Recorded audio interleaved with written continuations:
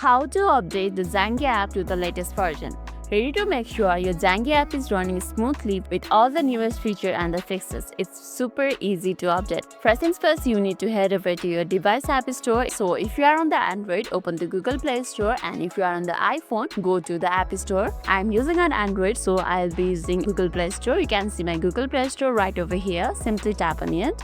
Now, once you insert the Play Store, simply tap on search icon which is in bottom right corner over here, tap on it. Then tap on the search bar at the top and search for Zangi.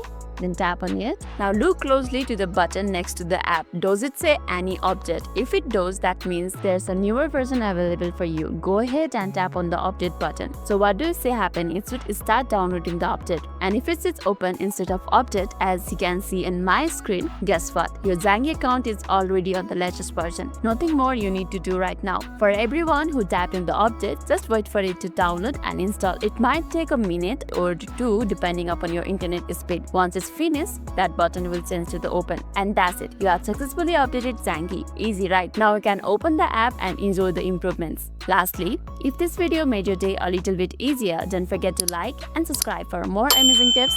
Thanks for watching and see you in the next video.